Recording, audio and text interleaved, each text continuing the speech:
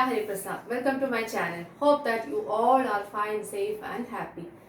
ഇന്ന് ഞാൻ നിങ്ങളുടെ മുന്നിൽ എത്തിയിരിക്കുന്നത് +2 എക്കണോമിക്സിലെ ചാപ്റ്റർ നമ്പർ 1 വീഡിയോയുമായിട്ടാണ്. ഓൾറെഡി ഞാനൊരു ഇൻട്രൊഡക്ഷൻ പറഞ്ഞിട്ടുണ്ടായിരുന്നു +2കാർക്ക് വേണ്ടിയിട്ട്. എന്താണ് എക്കണോമിക്സ്, എക്കണോമിക്സിന്റെ 5 ഡെഫിനിഷൻസ് എന്തൊക്കെയാണ്, മൈക്രോ മാക്രോ എക്കണോമിക്സിന്റെ ഡിഫറൻസ് എന്തൊക്കെയാണെന്ന് വളരെ ഡീറ്റെയിൽഡ് ആയിട്ട് എൻ്റെ പ്രീവിയസ് വീഡിയോയിൽ ഞാൻ എടുത്തിട്ടുണ്ട്. അപ്പോൾ അതുകൊണ്ട് തന്നെ +2കാരെല്ലാം ഈ വീഡിയോ കാണുന്നതിന് മുമ്പ് അതൊന്ന് കയറി കാണുക. അപ്പോൾ നിങ്ങൾക്ക് നല്ലൊരു ബേസ് കിട്ടും എക്കണോമിക്സിനെ കുറിച്ച്. ഓക്കെ, അപ്പം നമുക്കറിയാം ഈ വർഷം നിങ്ങൾക്ക് പഠിക്കാനുള്ളത് +2ൽ പഠിക്കാനുള്ളത് മൈക്രോയും മാക്രോയും 2 പാർട്ടായിട്ടാണ് പഠിക്കാനുള്ളത്. അപ്പൊ അതിനകത്ത് ഞാൻ ഇന്ന് നിങ്ങൾക്ക് വേണ്ടി പറഞ്ഞുതരാൻ പോകുന്നത് മൈക്രോ എക്കണോമിക്സിലെ ലെസൺ നമ്പർ 1 ആദ്യത്തെ ചാപ്റ്റർ ആണ് നിങ്ങൾക്ക് വേണ്ടി പറഞ്ഞുതരാൻ പോകുന്നത്.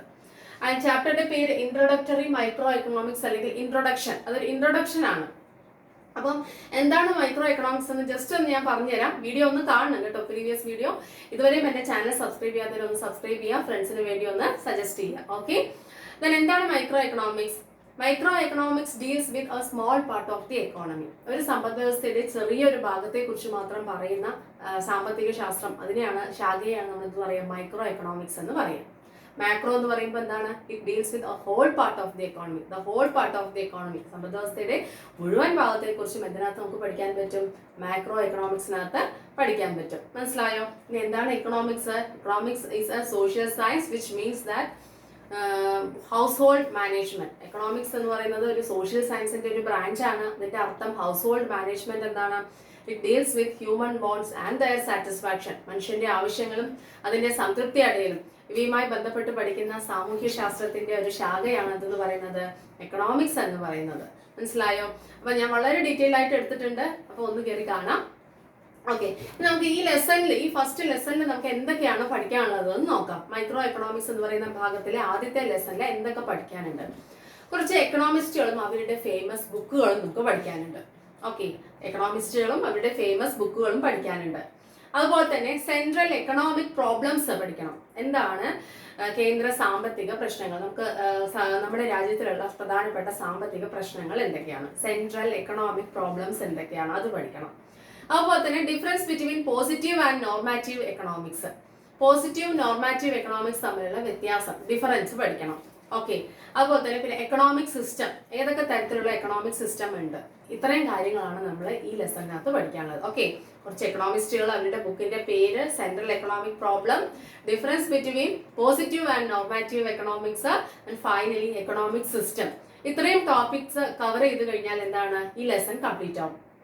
നിങ്ങൾ ലെസൺ വൈസ്, ചാപ്റ്റർ വൈസ്, ഓരോ പേജ് വൈസ് ആയിട്ട് ഇങ്ങനെ വായിച്ചു നോക്കുകയാണെങ്കിൽ നിങ്ങൾക്ക് മനസ്സിലാവില്ല എന്ത് പഠിക്കണം, എത്രയും പഠിക്കണം, ഇത്രയും നമ്മുടെ മൈൻഡിൽ ഫീഡ് ചെയ്യണോ എന്നുള്ള സംശയം നിങ്ങൾക്ക് വരും. അപ്പൊ ആ സംശയം ഇല്ലാതാക്കി തീർക്കാൻ എന്തുമാത്രം നിങ്ങൾ പഠിച്ചിരിക്കണം എന്നുള്ളത് അത് പ്രിപ്പയർ ചെയ്തിട്ടാണ് നിങ്ങൾക്ക് ക്ലാസ് എടുക്കുന്നത്. അപ്പൊ ഞാൻ പറയുന്ന കാര്യങ്ങൾ അതേപടി അത് കേട്ട് 2-3 പ്രാവശ്യം കേട്ട് പഠിക്കുകയാണെങ്കിൽ നിങ്ങൾക്ക് വളരെ എളുപ്പമായിരിക്കും. ഒന്ന് ലെക്ചർ നോട്ട് എഴുതി വെക്കുകയാണെങ്കിൽ അതിലേറെ ഹെൽപ്ഫുൾ ആയിരിക്കും. ഇനി അതല്ല നോട്ട്സ് ആവശ്യമുണ്ടെങ്കിൽ please write down in the comment box. Comment ബോക്സിൽ ഇടുക. നോട്ട് ആവശ്യമുണ്ടെങ്കിൽ ഞാൻ അതും നിങ്ങൾക്ക് വേണ്ടി ചെയ്തു തരുന്നതായിരിക്കും. ഓക്കെ, നമുക്ക് ക്ലാസ്സിലേക്ക് കടക്കാം. വളരെ എളുപ്പത്തിൽ മനസ്സിലാകുന്ന രീതിയിലുള്ള ക്ലാസ് ആണ്. ഓക്കെ, ശ്രദ്ധിച്ചു നോക്കുക. അപ്പൊ ആദ്യം നമുക്ക് എക്കണോമിസ്റ്റുകളും അവരുടെ ബുക്കും പഠിക്കാം. ഓക്കെ, ഫസ്റ്റ് തന്നെ ആഡം സ്മിത്ത്. ആഡം സ്മിത്ത് ആരാണ്? Who is Adam Smith? Father of economics. Okay, നമ്മുടെ സാമ്പത്തിക ശാസ്ത്രത്തിന്റെ പിതാവാണ് ആരെന്ന് പറയുന്നത്? ആഡം സ്മിത്ത് എന്ന് പറയുന്നത്. ഓക്കെ, അപ്പൊ അദ്ദേഹത്തിന്റെ ഡെഫിനിഷൻ ആണ് വെൽത്ത് ഡെഫിനിഷൻ. വെൽത്ത് ഡെഫിനിഷനും ഈ 4 ഡെഫിനിഷൻസ് ഉണ്ട്. അത് പ്രീവിയസ് വീഡിയോയിൽ ഒന്ന് കാണാട്ടോ. ഇതിൽ അതൊന്ന് ഞാൻ എക്സ്പ്ലെയിൻ ചെയ്യുകയാണെങ്കിൽ നമ്മുടെ വീഡിയോ ലെങ്തി ആയി പോകും, അതുകൊണ്ടാണ്. അപ്പൊ ആഡം സ്മിത്തിന്റെ ഡെഫിനിഷൻ വെൽത്ത് ഡെഫിനിഷൻ ആണ്. അദ്ദേഹത്തിന്റെ ബുക്ക് വെൽത്ത് ഓഫ് നേഷൻസ് ആണ്, പബ്ലിഷ്ഡ് ഇൻ ദി ഇയർ 1776. അദ്ദേഹത്തിന്റെ ബുക്ക് ഏതാണ്? വെൽത്ത് ഓഫ് നേഷൻസ് ആണ്, പബ്ലിഷ്ഡ് ഇൻ ദി ഇയർ 1776. അപ്പൊ 1776 പബ്ലിഷ് ചെയ്ത വെൽത്ത് ഓഫ് നേഷൻസ് എന്ന് പറയുന്ന ബുക്കാണ് ആരുടെ? ആഡം സ്മിത്തിന്റെ. ഓക്കെ, ആ ബുക്കിന് വേറൊരു പേരുണ്ട്, ഫുൾ നെയിം ഉണ്ട്, an enquiry into the nature and causes of wealth of Nations. Okay, an enquiry into the nature and causes of wealth of nations. If it is difficult for you, please leave it. Please learn this name only. നിങ്ങൾക്ക് ബുദ്ധിമുട്ടാണെങ്കിൽ ഇത് മാത്രം പഠിക്കുക. Okay, wealth of nations മാത്രം പഠിക്കുക. Adam സ്മിത്തിന്റെ book മറക്കില്ലല്ലോ, published in the year 1776. Okay, ഇനി നമുക്ക് പഠിക്കാനുള്ളത് ആൽഫ്രഡ് മാർഷൽ. ആൽഫ്രഡ് മാർഷലിന്റെ ഡെഫിനിഷൻ വെൽഫെയർ ഡെഫിനിഷൻ ആണ്. ഓക്കെ, then അദ്ദേഹത്തിന്റെ ബുക്ക് പ്രിൻസിപ്പിൾസ് ഓഫ് എക്കണോമിക്സ്. അദ്ദേഹത്തിന്റെ ബുക്ക് ഏതാണ്? Principles of economics, published in the year 1890. ഏത് വർഷമാണ് പബ്ലിഷ് ചെയ്തിരിക്കുന്നത്? 1890 പബ്ലിഷ് ചെയ്തിട്ടുള്ള പ്രിൻസിപ്പിൾസ് ഓഫ് എക്കണോമിക്സ് എന്ന് പറയുന്ന ബുക്കാണ് ആരുടെ? ആൽഫ്രഡ് മാർഷാലിന്റെ. Okay, then third one Lionel Robbins. അദ്ദേഹത്തിന്റെ ഡെഫിനിഷൻ ഏതാണ്? സ്കേഴ്സിറ്റി ഡെഫിനിഷൻ ആണ്. അദ്ദേഹത്തിന്റെ book nature and significance of economics ആണ് അദ്ദേഹത്തിന്റെ book. Published in the year 1932. In which year? 1932. Okay. അപ്പൊ ലിയണൽ റോബിൻസിന്റെ ഡെഫിനിഷൻ സ്കേഴ്സിറ്റി ആണ്, nature and significance of economics ആണ് അദ്ദേഹത്തിന്റെ ബുക്ക്. ദെൻ പോൾ എ സാമുവൽസണിന്റെ ഡെഫിനിഷൻ ഗ്രോത്ത് ഡെഫിനിഷൻ ആണ്. ദെൻ അദ്ദേഹത്തിന്റെ ബുക്ക് എക്കണോമിക്സ് എന്ന് തന്നെയാണ് ബുക്കിന്റെ പേര്. Published in the year 1964. ഏത് വർഷം പബ്ലിഷ് ചെയ്താണ്? 1964 പബ്ലിഷ് ചെയ്ത ഒരു എന്താ പറയാ ബുക്കാണ് എന്ന് പറയുന്നത് എക്കണോമിക്സ് എന്ന് പറയുന്നത്. ഇദ്ദേഹം എല്ലാം മോഡേൺ എക്കണോമിസ്റ്റുകളാണ് വരുന്നത്. ആഡം സ്മിത്ത് ഒക്കെ ക്ലാസിക്കൽ പൗരാണിക സാമ്പത്തിക ശാസ്ത്രജ്ഞന്മാർ, ആ ലിസ്റ്റിലാണ് ആഡം സ്മിത്ത് എല്ലാം വരുന്നത്. ഓക്കെ, ഇവര് ആധുനികം. ഓക്കെ, അപ്പൊ Adam Smith wealth of nations, Alfred Marshall principles of economics, then Leonard Robbins nature and significance of economics, then finally Paul A Samuelson എന്താണ് എക്കണോമിക്സ്. ഓക്കെ, അപ്പൊ ഇത്രയും ബുക്കുകളുടെ പേര് ഒന്ന് ഓർമ്മ വെക്കുക ഈ ബുക്കില്. ഓക്കെ, ഈ ലെസണില്. ഓക്കെ, ഇനി നമുക്ക് അടുത്ത ടോപ്പിക്കിലേക്ക് പോവാം. ഈ ലെസണില് സെൻട്രൽ എക്കണോമിക് പ്രോബ്ലംസ് നമുക്ക് പൊതുവായിട്ട് വളരെ കേന്ദ്രത്തിൽ തന്നെ പ്രധാനമായിട്ട് കുറച്ച് എക്കണോമിക് പ്രോബ്ലംസ് ഉണ്ട് നമുക്ക്. ഓക്കെ, അത് ഏതൊക്കെയാണെന്ന് നോക്കാം. ഫസ്റ്റ് വൺ സ്കേഴ്സിറ്റി പറഞ്ഞാൽ എന്താ? ദുർലഭത. ഉറവിടങ്ങളുടെ ദുർലഭത. ശരിയല്ലേ? നമുക്ക് അങ്ങനെ അനേകം ഉറവിടങ്ങളും ഒന്നുമില്ല അല്ലെ?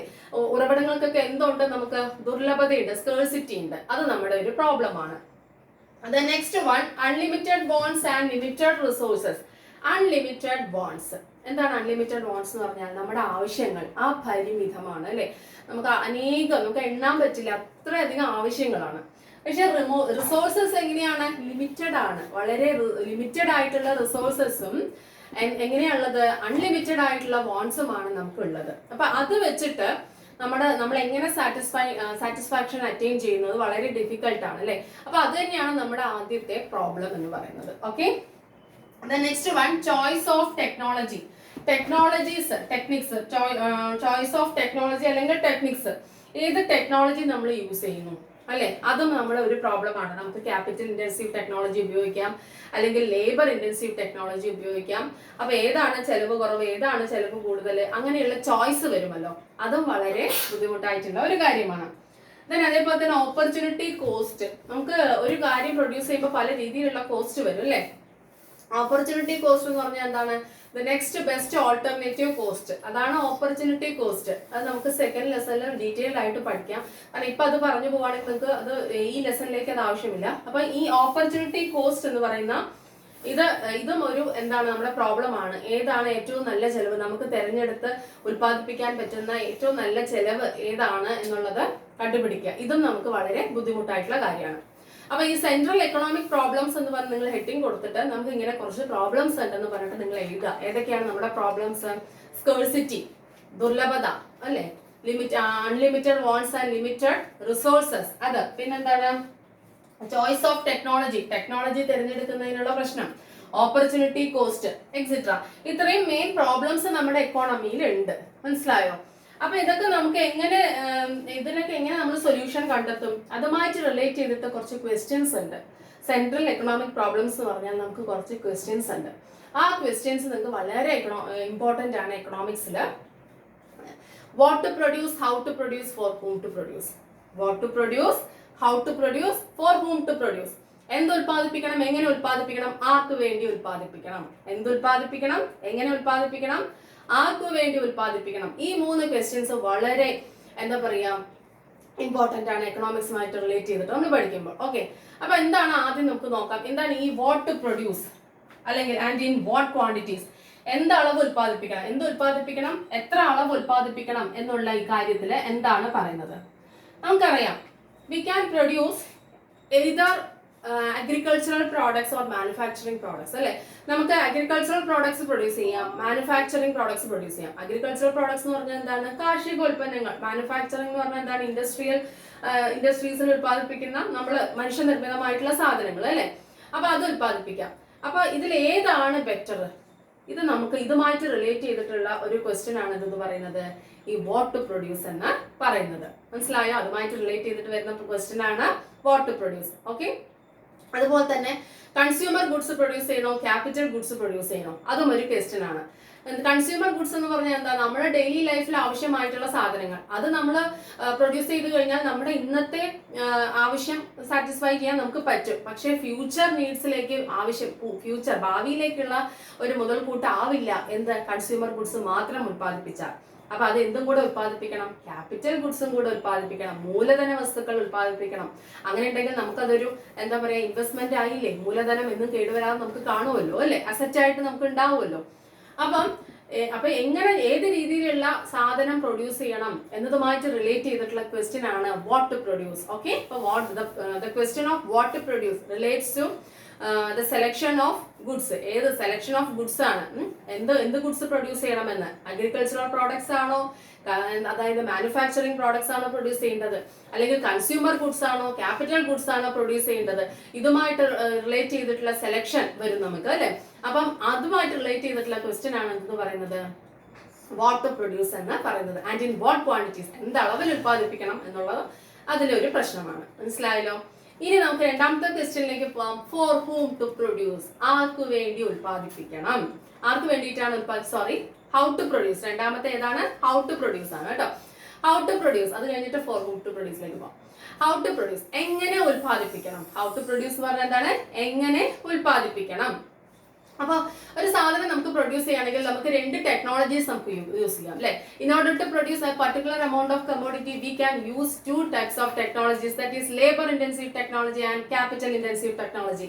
നമുക്ക് ഏതെങ്കിലും ഒരു സാധനം പ്രൊഡ്യൂസ് ചെയ്യാനായിട്ട് രണ്ട് ടെക്നോളജീസ് നമുക്ക് ഉപയോഗിക്കാം. ഒന്ന് ലേബർ ഇന്റൻസീവ്, രണ്ട് ക്യാപിറ്റൽ ഇന്റൻസീവ്. എന്താണ് ലേബർ ഇന്റൻസീവ് എന്ന് പറഞ്ഞാല്? തൊഴിലാളികളെ വെച്ചുകൊണ്ട് അല്ലെ. ലേബർ പറഞ്ഞാൽ എന്താ? തൊഴില്. ഓക്കെ. തൊഴിലാളികളെ വെച്ചുകൊണ്ട് നമുക്ക് പ്രൊഡ്യൂസ് ചെയ്യാം. അതർവൈസ് നമുക്ക് എന്ത് വെച്ചുകൊണ്ട് പ്രൊഡ്യൂസ് ചെയ്യാം? ക്യാപിറ്റൽ യൂസ് ചെയ്തുകൊണ്ട്, കൂടുതൽ മെഷീനറീസ് യൂസ് ചെയ്തുകൊണ്ട് പ്രൊഡ്യൂസ് ചെയ്യാം. മനസ്സിലായല്ലോ?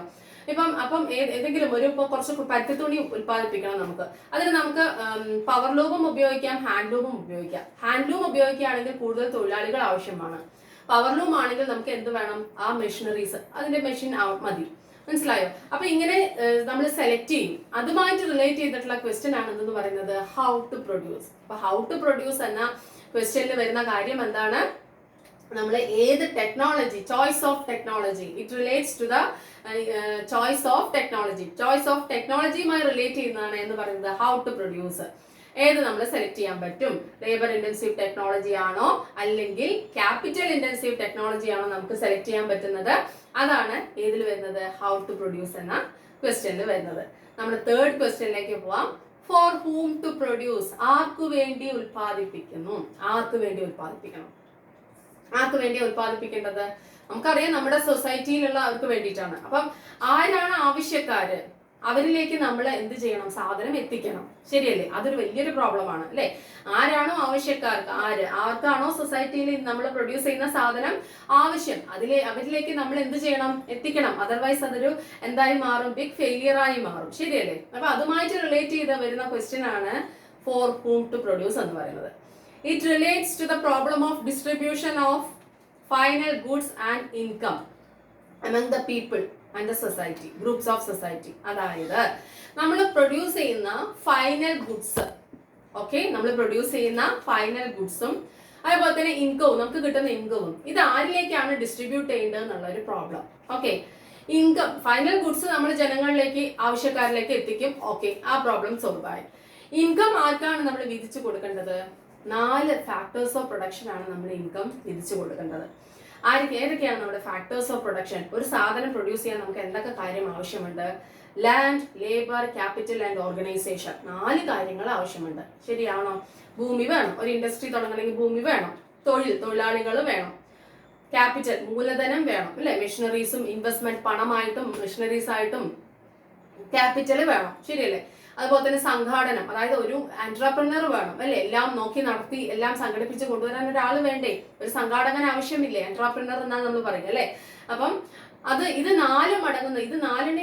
നാലെണ്ണത്തിനെയാണ് നമ്മൾ എന്താ പറയുക ഫാക്ടേഴ്സ് ഓഫ് പ്രൊഡക്ഷൻ എന്ന് പറയുന്നത്. ഈ ഫാക്ടേഴ്സ് ഓഫ് പ്രൊഡക്ഷൻ ആണ് നമ്മൾ എന്ത് ഡിസ്ട്രിബ്യൂട്ട് ചെയ്ത് കൊടുക്കേണ്ടത്, ഇൻകം. നമ്മുടെ രാജ്യത്തിൽ ഉണ്ടാവുന്ന ഇൻകം ആർക്കൊക്കെയാണ് കൊടുക്കേണ്ടത്, ലാൻഡിന്, ലേബറിന്, ക്യാപിറ്റലിന്, ഓർഗനൈസേഷന്.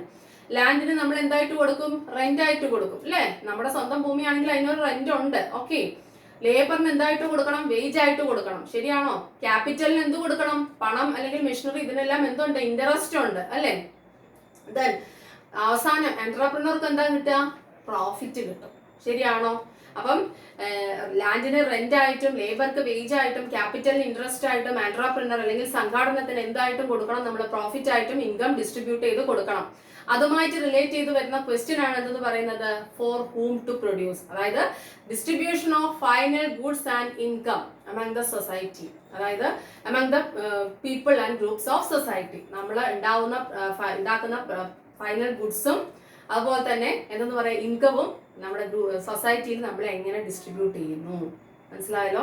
അതാണ് ഫോർ ഹൂം ടു പ്രൊഡ്യൂസ്. ഇത് മൂന്നെണ്ണമാണ് നമ്മൾ ബേസിക് ക്വസ്റ്റ്യൻ ഇതിലെ സെൻട്രൽ എക്കണോമിക് പ്രോബ്ലംസിൽ വരുന്ന question, what to produce, how to produce, for whom to produce.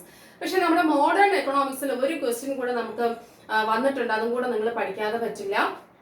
നാലാമത്തെ ക്വസ്റ്റ്യൻ എന്ന് പറയുന്നത് what provisions are made for attaining economic growth. What provisions are made for economic growth. ഞാൻ short form ആയിട്ട് എഴുതിയിരിക്കുകയാണ് സ്പേസിന്റെ problem കൊണ്ട്. വാട്ട് പ്രൊവിഷൻസ്, അത് നിങ്ങൾ ഓർത്ത് വെക്കുക, ഫോർ എക്കണോമിക് ഗ്രോത്ത്. എക്കണോമിക് ഗ്രോത്തിന് നമ്മൾ എന്തൊക്കെ പ്രൊവിഷൻസ് എടുക്കണം. നമ്മളിപ്പോ സാധാരണ കുറെ കൺസ്യൂമർ ഗുഡ്സ് പ്രൊഡ്യൂസ് ചെയ്തു, കുറച്ച് ഡിസ്ട്രിബ്യൂട്ട് ചെയ്തു, അങ്ങനെയെല്ലാം പോയി കഴിഞ്ഞാൽ നമുക്ക് എന്തുണ്ടാവില്ല, എക്കണോമിക് ഗ്രോത്ത് ഉണ്ടാവില്ല. അപ്പൊ നമ്മള് പ്രസന്റ് നീഡിലെ കാര്യം, ഇപ്പോഴുള്ള ആവശ്യങ്ങൾ മാത്രം ഇൻക്ലൂഡ് ചെയ്യിപ്പിക്കാതെ നമ്മൾ എന്തും കൂടെ കൺസിഡർ ചെയ്യണം, ഭാവിയിൽ ഫ്യൂച്ചർ നീഡ്സും കൂടെ കൺസിഡർ ചെയ്തിട്ട് വേണം എന്ത് ചെയ്യാൻ, സാധനം പ്രൊഡ്യൂസ് ചെയ്യാനും അത് ഡിസ്ട്രിബ്യൂട്ട് ചെയ്യാനും, ശരിയാണോ. അപ്പം അങ്ങനെയാണെങ്കിൽ നമുക്ക് എന്ത് അറ്റൈൻ ചെയ്യാൻ പറ്റും, എക്കണോമിക് ഗ്രോത്ത് അറ്റൈൻ ചെയ്യാൻ പറ്റും. അപ്പൊ നമ്മൾ ഫോർ എക്സാമ്പിൾ ഗുഡ്സ് പ്രൊഡ്യൂസ് ചെയ്യുമ്പോൾ ക്യാപിറ്റൽ ഗുഡ്സും കൂടെ പ്രൊഡ്യൂസ് ചെയ്യാം, ശരിയല്ലേ. അതുപോലെ തന്നെ റിസോഴ്സസ് വേസ്റ്റ് ചെയ്യാതെ മാക്സിമം യൂട്ടിലൈസ് ചെയ്ത് എന്തിലേക്കും കൂടെ സേവ് ചെയ്ത് വെക്കണം, ഫ്യൂച്ചറിലേക്കും കൂടെ സേവ് ചെയ്ത് വെക്കണം. അങ്ങനെയാണെങ്കിൽ we can definitely attain economic growth. നമുക്ക് എന്ത് അറ്റൈൻ ചെയ്യാൻ പറ്റും, എക്കണോമിക് ഗ്രോത്ത് അറ്റൈൻ ചെയ്യാൻ പറ്റും, മനസ്സിലാവുണ്ടോ. അപ്പൊ എക്കണോമിക് ഗ്രോത്ത് അറ്റൈൻ ചെയ്യാൻ നമ്മൾ കൺസ്യൂമർ ഗുഡ്സ് അല്ലാതെ എന്തും കൂടെ പ്രൊഡ്യൂസ് ചെയ്യണം, ക്യാപിറ്റൽ ഗുഡ്സും കൂടെ പ്രൊഡ്യൂസ് ചെയ്യണം. പ്രസന്റ് നീഡ്സ് മാത്രം നമ്മൾ കൺസിഡർ ചെയ്യാതെ ഫ്യൂച്ചർ നീഡ്സും കൂടെ കൺസിഡർ ചെയ്യണം. അതുപോലെ തന്നെ നമ്മുടെ റിസോഴ്സസ് നമ്മൾ വേസ്റ്റ് ചെയ്യാതെ മാക്സിമം യൂട്ടിലൈസ് ചെയ്യണം, maximum utilisation of available resources. Okay, അങ്ങനെ നമുക്ക് അവൈലബിൾ ആയിട്ടുള്ള ഉറവിടങ്ങൾ പരമാവധി ഉപയോഗിച്ച് അതിൽ നിന്ന് മാക്സിമം പ്രൊഡ്യൂസ് ചെയ്യുകയും ഭാവിയിലേക്ക് നമ്മൾ സർപ്ലസ് ഉണ്ടാക്കുകയും മിച്ചം ഉണ്ടാക്കുകയും ചെയ്യുകയാണെങ്കിൽ definitely we can attain what is economic growth. Okay, that's the question regarding what provisions are made for attaining economic growth. അതാണ് എന്ത് ക്വസ്റ്റ്യൻ എന്ന് പറയുന്നത്, നമ്മൾ എന്ത് പ്രൊവിഷൻസ് ആണ് ചെയ്യുന്നത്, എന്ത് അറ്റൈൻ ചെയ്യാൻ, എക്കണോമിക് ഗ്രോത്ത് അറ്റൈൻ ചെയ്യാൻ. മനസ്സിലായോ? വീഡിയോ റിപ്പീറ്റ് ചെയ്ത് കേൾക്കുക, ഡെഫിനറ്റ്ലി നിങ്ങൾക്ക് ഇത് ഫോളോ ചെയ്യാൻ പറ്റും. ഓക്കെ, അപ്പൊ നമ്മുടെ സെൻട്രൽ എക്കണോമിക് പ്രോബ്ലത്തിൽ എന്തൊക്കെ പഠിച്ചു, സ്കേഴ്സിറ്റി ഒരു പ്രോബ്ലമാണ്, unlimited wants and limited resources പ്രോബ്ലമാണ്, ടെക്നോളജി ചോയ്സ് ഓഫ് ടെക്നോളജി പ്രോബ്ലമാണ്, ഓപ്പർച്യൂണിറ്റി കോസ്റ്റ് പ്രോബ്ലമാണ്. അതുകൂടാതെ അതുമായിട്ട് റിലേറ്റ് ചെയ്ത് വരുന്ന question what to produce, how to produce, for whom to produce and what provisions are made for attaining economic growth. These are the 4 important questions regarding central economic problems. Okay, then ഇനി നമുക്ക് പഠിക്കാനുള്ളത് ഈ ലെസണില് central economic problems ഞാൻ repeat ചെയ്യേണ്ടല്ലോ അല്ലെ, video lengthy ആയിപ്പോ നിങ്ങൾ ഒന്ന് repeat ചെയ്ത് കേൾക്കാനായിട്ട് ഒന്ന് ശ്രമിക്കുക. ഓക്കെ, വാട്ടർ പ്രൊഡ്യൂസിൽ എന്ത് ഉത്പാദിപ്പിക്കണം, കൺസ്യൂമർ ഗുഡ്സ് ആണോ, ക്യാപിറ്റൽ ഗുഡ്സ് ആണോ, അഗ്രികൾച്ചറൽ ഗുഡ്സ് ആണോ, മാനുഫാക്ചറിംഗ് ഗുഡ്സ് ആണോ, എത്ര ക്വാണ്ടിറ്റി ഉത്പാദിപ്പിക്കണം, അതാണ് വാട്ടർ പ്രൊഡ്യൂസിൽ വരുന്നത്. ഹൗ ടു പ്രൊഡ്യൂസിൽ വരുന്നത് ഏത് ടെക്നോളജി യൂസ് ചെയ്യണം, ലേബർ ഇന്റൻസീവ് ആണോ, ക്യാപിറ്റൽ ഇന്റൻസീവ് ആണോ, തൊഴിലാളികളെ വെച്ച് വേണോ, മൂലധനം വെച്ച് വേണോ, അതാണ്. Then third one, for whom to produce, ആരിലേക്കാണ് ഈ ഫൈനൽ ഗുഡ്സും അതുപോലെ ഇൻകവും നമ്മൾ ഡിസ്ട്രിബ്യൂട്ട് ചെയ്യേണ്ടത്, അതാണ് third one. Then fourth one, economic growth attain ചെയ്യാൻ നമ്മൾ എന്താണ് ചെയ്യേണ്ടത്, നമ്മുടെ ഉള്ള അവൈലബിൾ റിസോഴ്സസിനെ മാക്സിമം യൂട്ടിലൈസ് ചെയ്ത് ഭാവിയിലേക്ക് സർപ്ലസ് ഉണ്ടാക്കി മിച്ചം ഉണ്ടാക്കി വെക്കണം. അതുപോലെ കൺസ്യൂമർ ഗുഡ്സ് മാത്രമല്ല ക്യാപിറ്റൽ ഗുഡ്സും കൂടെ പ്രൊഡ്യൂസ് ചെയ്യണം, ശരിയാണോ. ഓക്കെ, ദെൻ ഇനി നമുക്ക് ഈ ലെസണിലെ അടുത്ത ടോപ്പിക്കിലേക്ക് പോകാം. എന്താണ് positive economics and normative economics. Positive economics and normative economics. Positive എന്ന് പറഞ്ഞാൽ എന്താണ്? നിശ്ചയമായിട്ടുള്ള ഒരു കാര്യം. നോർമാറ്റീവ് എന്ന് പറഞ്ഞാൽ എന്താണ്? ഒരു മാനദണ്ഡം വെച്ചിട്ട് പറയുന്ന കാര്യമാണ് എന്ന് പറയുന്നത് നോർമാറ്റീവ് എക്കണോമിക്സ് എന്ന് പറയുന്നത്. മനസ്സിലായോ? അപ്പൊ നമുക്കിത് ഡിഫറൻസ് ആയിട്ട് തന്നെ പോയിന്റ് ഔട്ട് ചെയ്ത് പഠിക്കുകയാണെങ്കിൽ നിങ്ങൾക്ക് വളരെ എളുപ്പമാണ്. ഓക്കെ, അതുകൊണ്ടാണ് ഞാൻ ഇങ്ങനെ എഴുതിയിരിക്കുന്നത്. ഓക്കെ, പോസിറ്റീവ് എക്കണോമിക്സിൽ ആരൊക്കെയാണ് വിശ്വസിക്കുന്നത്? അതാണ് ആദ്യം പഠിക്കുന്നത്. Classical and modern economics. Classical and modern, പൗരാണിക സാമ്പത്തിക ശാസ്ത്രജ്ഞന്മാരും അതുപോലെ മോഡേൺ സാമ്പത്തിക ശാസ്ത്രജ്ഞന്മാരും എന്തിനെ വിശ്വസിക്കുന്നു? നമ്മുടെ എക്കണോമിക്സ് എന്താണ്? പോസിറ്റീവ് എക്കണോമിക്സ് ആണെന്നാണ് വിശ്വസിക്കുന്നത്. ഓക്കെ, പോസിറ്റീവ് എക്കണോമിക്സ് ആണ്. നിശ്ചയമായിട്ടുള്ള ഒരു പോസിറ്റീവ് ആണ്, നിശ്ചയമായിട്ടുള്ള ഒരു കാര്യമാണ്. നമുക്ക് നിശ്ചയിച്ച് പറയാൻ പറ്റുന്ന എന്താണോ ഒരു കാര്യം അത് വ്യക്തമായിട്ട് പറയാൻ പറ്റും എന്നാണ് എന്തിൽ പറയുന്നത്? പോസിറ്റീവ് എക്കണോമിക്സിൽ പറയുന്നത്. അങ്ങനെയുള്ള അതാണ് എക്കണോമിക്സ് എന്ന് ആര് വിശ്വസിക്കുന്നു? എക്കണോമിക്സ് ഒരു പോസിറ്റീവ് എക്കണോമിക്സ് ആണെന്ന് ആര് വിശ്വസിക്കുന്നു? ക്ലാസിക്കൽ ആൻഡ് മോഡേൺ എക്കണോമിക്സ് വിശ്വസിക്കുന്നു. മനസ്സിലായോ? പക്ഷേ നോർമാറ്റീവ് എക്കണോമിക്സിൽ വിശ്വസിക്കുന്നത് ആരാണ്? നിയോ ക്ലാസിക്കൽ എക്കണോമിക്സ് ആണ്. ഈ ക്ലാസിക്കലിനും മോഡേണും മിഡിലായിട്ട് വരും കുറച്ച് പേര്. അവരാണ് എന്തെന്ന് പറയുന്നത്? നിയോ ക്ലാസിക്കൽ എക്കണോമിക്സ് എന്ന് പറയുന്നത്. മനസ്സിലായോ? അപ്പം നിയോ ക്ലാസിക്കൽ എക്കണോമിസ്റ്റുകൾ വിശ്വസിക്കുന്നത് എക്കണോമിക്സ് എന്താണ്? നോർമാറ്റീവ് എക്കണോമിക്സ് എന്നാണ് പറയുന്നത്. മനസ്സിലായോ? ഇനി എന്താണ് ഈ പോസിറ്റീവ് എക്കണോമിക്സിൽ പറയുന്ന കാര്യം? It studies what is. It studies what is. എന്താണ് ഒരു കാര്യം, എന്താണ്, അതാണ് എന്തിനകത്ത് പഠിക്കുന്നത്? പോസിറ്റീവ് എക്കണോമിക്സിൽ പറയുന്നത്. മനസ്സിലായോ? പക്ഷേ in normative economics it studies what ought to be. What ought to be. അതിന്റെ ഡിഫറൻസ് എന്തായിരിക്കണം? വാട്ട് ഓട്ട് ടു ബി എന്ന് പറഞ്ഞാൽ എന്താണ്? എന്തായിരിക്കണം. ഇതിനകത്ത് പോസിറ്റീവ് എക്കണോമിക്സിനകത്ത് എന്താണ് എന്നാണ് പറയുന്നത്. എന്താണ് കാര്യം അത് നമ്മൾ പഠിക്കും.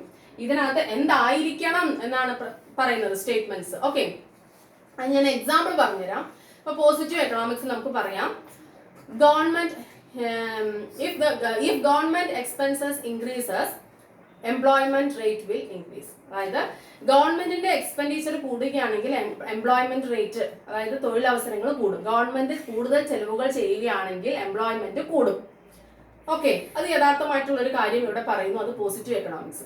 പക്ഷേ നോർമാറ്റീവ് എക്കണോമിക്സിൽ ഈ സെയിം കാര്യം എങ്ങനെ പറയും? Government should increase expenditure in order to increase employment opportunities. Okay, government should increase. ഗവൺമെന്റ് എന്ത് ചെയ്തിരിക്കണം? എക്സ്പെൻഡിച്ചർ കൂട്ടിയിരിക്കണം. എന്തിന്? In order to attain full employment, അല്ലെങ്കിൽ എന്തിനെ ഇല്ലാതെയാക്കാൻ? അൺഎംപ്ലോയ്മെന്റ് ഇല്ലാതെയാക്കാൻ ഗവൺമെന്റ് എന്ത് ചെയ്തിരിക്കണം? എക്സ്പെൻഡിച്ചർ കൂട്ടിയിരിക്കണം. ഷുഡ് വന്നു. മനസ്സിലായോ? അപ്പൊ എന്തായിരിക്കണം? ഇന്നത് ചെയ്തിരിക്കണം എന്ന് ഉറപ്പിച്ച് പറയുന്നത് നോർമാറ്റീവും, എന്താണ് എന്ന് വളരെ സിമ്പിൾ ആയിട്ട് പറയുന്ന കാര്യം എന്തായിരിക്കും? പോസിറ്റീവ് എക്കണോമിക്സ് ആണ്. ഓക്കെ, അപ്പൊ പോസിറ്റീവ് എക്കണോമിക്സ് വാട്ട് ഈസ്, എന്താണ് എന്നുള്ളത്. മനസ്സിലായോ? Then normative economics what ought to be. What ought to be എന്നുള്ള മീനിങ്, അതിന്റെ മീനിങ് എന്താണ്? മീനിങ്? എന്തായിരിക്കണം. മനസ്സിലായല്ലോ? ദെൻ ഇതിന്റെ last point, statements can empirically verified. നമുക്ക് സ്റ്റേറ്റ്മെന്റ്സിനെ വെരിഫൈ ചെയ്യാൻ കഴിയും. എങ്ങനെ? വളരെ വ്യക്തമായിട്ട്. എന്താ സ്റ്റേറ്റ്മെന്റ്സ് പറഞ്ഞാൽ? എന്താ? പ്രസ്താവനകൾ. അല്ലെ, എക്കണോമിക്സുമായിട്ട് റിലേറ്റ് ചെയ്തിട്ടുള്ള പ്രസ്താവനകൾ നമുക്ക് വെരിഫൈ ചെയ്യാൻ വളരെ കറക്റ്റ് ആയിട്ട് പറ്റും. എന്തിനകത്ത്? പോസിറ്റീവ് എക്കണോമിക്സിനകത്ത്. അതായത് പറ്റാവുന്ന കാര്യങ്ങളെ അതിനകത്ത് പ്രസ്താവനയായിട്ട് വരാറുള്ളൂ. പക്ഷേ നോർമാറ്റീവ് എക്കണോമിക്സിനകത്ത് may or may not be verified. ചിലപ്പോൾ വെരിഫൈ ചെയ്യാൻ പറ്റിയേക്കാം, ചിലപ്പോൾ പറ്റാതിരുന്നേക്കാം. അങ്ങനെയുള്ള പ്രസ്താവനകളായിരിക്കും എന്തിനകത്ത് വരുന്നത്? നോർമാറ്റീവ് എക്കണോമിക്സിനകത്ത് വരുന്നത്. പോസിറ്റീവ് എക്കണോമിക്സില് സ്റ്റേറ്റ്മെന്റ്സ് ക്യാൻ എംപിരിക്കലി വെരിഫൈഡ്. സ്റ്റേറ്റ്മെന്റ്സിന് നമുക്ക് എന്ത് ചെയ്യാൻ പറ്റും? വെരിഫൈ ചെയ്യാൻ പറ്റും. പക്ഷേ നോർമാറ്റീവ് എക്കണോമിക്സില് സ്റ്റേറ്റ്മെന്റ്സിന് എന്ത് ചെയ്യാൻ പറ്റില്ല? വെരിഫൈ ചെയ്യാനായിട്ട് പറ്റില്ല ചില സമയത്ത്. ഓക്കെ, അപ്പൊ പോസിറ്റീവ് എക്കണോമിക്സിൽ ആര് വിശ്വസിക്കുന്നു? ക്ലാസിക്കൽ ആൻഡ് മോഡേൺ എക്കണോമിസ്റ്റുകൾ വിശ്വസിക്കുന്നു. ഈ സ്റ്റഡീസ് വാട്ട് ഈസ്. ഇത് എന്തിനെ കുറിച്ച് പഠിക്കുന്നു? വാട്ട് ഈസ്, എന്താണ് എന്നുള്ളതിനെ കുറിച്ച്. ഇതിനകത്ത് സ്റ്റേറ്റ്മെന്റ്സ് ക്യാൻ എംപിരിക്കലി വെരിഫൈഡ്. സ്റ്റേറ്റ്മെന്റ്സിന് നമുക്ക് വെരിഫൈ ചെയ്യാൻ കഴിയും. ഇവിടെ പറയുന്നത് എന്താണ്? നോർമാറ്റീവ് എക്കണോമിക്സിൽ വിശ്വസിക്കുന്നത് നിയോ ക്ലാസിക്കൽ എക്കണോമിക്സ് ആണ്. It studies what ought to be. ഇത് എന്തിനെ കുറിച്ചാണ് പഠിക്കുന്നത്? വാട്ട് ഓട്ട് ടു ബി, എന്തായിരിക്കണം എന്നുള്ളതിനെ കുറിച്ചാണ്. Then statements may or may not be verified. സ്റ്റേറ്റ്മെന്റ്സിനെ വെരിഫൈ ചെയ്യാൻ പറ്റും, ചിലപ്പോൾ എന്ത് ചെയ്യാൻ പറ്റില്ല? വെരിഫൈ ചെയ്യാനായിട്ട് പറ്റില്ല. Feel the difference. ഓക്കെ, ഒന്ന് റിപ്പീറ്റ് ചെയ്ത് കേൾക്കാം. ഇനി ഈ ലെസണിൽ ഒരു കാര്യങ്ങളും കൂടെ പറയാനുണ്ട്, ഒരു ചെറിയൊരു കാര്യം, എക്കണോമിക് സിസ്റ്റത്തിനെ കുറിച്ച്. അപ്പൊ 3 തരത്തിലുള്ള എക്കണോമിക് സിസ്റ്റം ആണ് മെയിൻ ആയിട്ടുള്ളത്. 1 capitalism, 2 socialism, 3 mixed economy. Capitalist economy, socialist economy, mixed economy അറിയാമല്ലോ. അപ്പൊ ക്യാപിറ്റലിസ്റ്റ് എക്കോണമി എന്ന് പറഞ്ഞാൽ എന്താണ്? മുതലാളിത്ത സമ്പദ് വ്യവസ്ഥ. അവിടെ മുതലാളിമാർക്കായിരിക്കും എന്തെന്ന് പറയുന്നത്, സ്ഥാനം എന്ന് പറയുന്നത്. ഗവൺമെന്റിനേക്കാളും എന്താണ്, മുതലാളിമാർക്കാണ് സ്ഥാനം. അതാണ് ക്യാപിറ്റലിസ്റ്റ് എക്കോണമി. അമേരിക്ക ഒരു ക്യാപിറ്റലിസ്റ്റ് എക്കോണമിയാണ്, അറിയാം. സോഷ്യലിസ്റ്റ് എക്കോണമി എന്ന് പറഞ്ഞാൽ അവിടെ there is no difference between എന്താണ് മുതലാളി തൊഴിലാളി, അങ്ങനെ ഇതില്ല. സാധനങ്ങൾ എന്താണ് പ്രൊഡ്യൂസ് ചെയ്യുന്നത്? സോൺലി ഫോർ കൺസംഷൻ. പ്രൊഡ്യൂസ് ചെയ്യുന്ന സാധനങ്ങളെല്ലാം ഫുള്ളായിട്ട് നമ്മുടെ കൺസംഷന് വേണ്ടിയിട്ടായിരിക്കും. നമ്മൾ പ്രൊഡ്യൂസ് ചെയ്യുന്നു, കൺസ്യൂം ചെയ്യുന്നു, ജീവിക്കുന്നു. മുതലാളി തൊഴിലാളി അങ്ങനെ ഒരു ഇതില്ല. അതേപോലെ തന്നെ അവിടെ ഗവൺമെന്റിന്റെയും ഇന്റർവെൻഷൻ എങ്ങനെയായിരിക്കും? ഗവൺമെന്റ് കൺട്രോൾ ചെയ്യും, എങ്കിലും എന്താ പറയാ, മുതലാളി തൊഴിലാളി അങ്ങനെ ഒരു വ്യത്യാസം എന്തിനകത്ത് ഉണ്ടാവില്ല? സോഷ്യലിസത്തില് ഉണ്ടാവില്ല. ഓക്കെ, ഗവൺമെന്റ് കൺട്രോൾ ചെയ്യും. Okay, then mixed economy. Socialist economic example China, Cuba കേട്ടോ. ചൈന, ക്യൂബ തുടങ്ങിയ രാജ്യങ്ങളാണ് ഇന്ത്യൻ എക്സാമ്പിൾ സോഷ്യലിസ്റ്റ് എക്കോണമിക്ക് ഉദാഹരണം. ഇനി മിക്സഡ് എക്കോണമി. ഇന്ത്യൻ എക്കോണമി എന്താണ്? മിക്സഡ് എക്കോണമിയാണ്.